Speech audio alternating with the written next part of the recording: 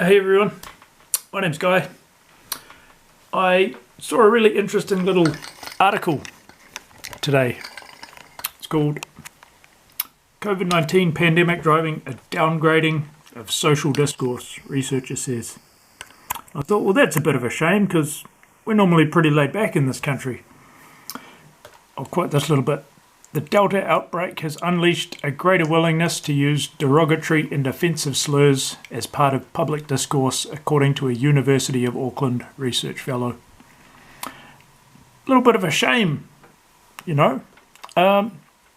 When I studied at university, I did biology, and it was around the time that this gentleman, Richard Dawkins, Professor Richard Dawkins, released his book, The God Delusion. And so he had a whole pile of debates with a lot of people, you know, all around the world.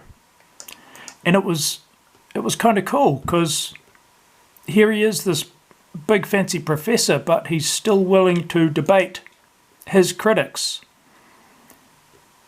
And the one thing I notice about this COVID-19 pandemic is that these people who, you know, who have been at the forefront of pushing this, these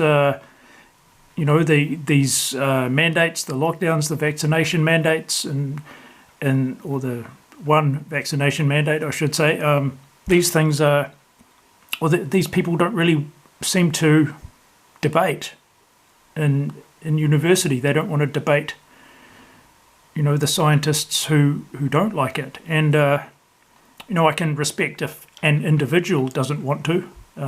Susie Wiles makes her point perfectly clear. If we look at the word debate here, why I refuse to debate or debunk. Okay, it's hard to engage, or very hard to engage in debate with people who show no sign of entering that debate in good faith. Why would I debate someone who has been shown over and over again to cherry pick or misrepresent evidence? The funny thing for me is that I've not really known any of the people who have, who've opposed the mask wearing or the vaccination mandate or anything. I've never heard of any of those people. Jesse Mulligan, or I should say I've never heard of any of those people, so I don't really know that they have been shown over and over and over again to cherry pick or misrepresent evidence. I've never heard of half these people before. Jesse Mulligan, of course, I really always enjoyed Jesse's show from back in, was it 2016, 2017? And he's got a bit of a nasty message here from someone, you're a effing joke and all this, and that's absolutely out of line, I think. Terrible way to speak to someone, whether they agree or disagree with you. Don't think that's right at all. But I don't know why a media guy like Jesse doesn't invite someone like one of the doctors, like Dr. Damien Wojcik, onto his show and debate him on the show for a good hour or something. Or maybe Dr. Damien, maybe he's retired. Don't want to drag him into something he doesn't want to be a part of or whatever. Maybe he's not interested. Maybe he just made this video and, call it a day after that. He's made his video, he's done his thing, been there, done that, got the T-shirt. And I certainly don't want to speak for someone else, but, this gentleman's claiming to be, a very experienced doctor. Sorry, I'll get that camera in the right spot. So I think part of the reason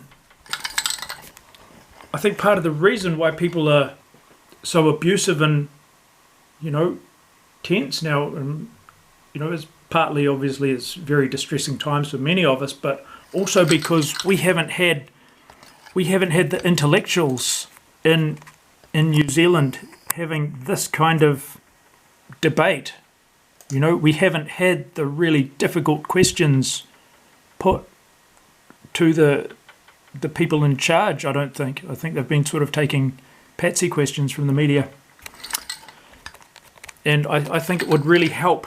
I think it would help to demonstrate to the people of the New Zealand public, to those of us who might still be on the fence, or might have questions, or might not quite understand all these things, you know, it might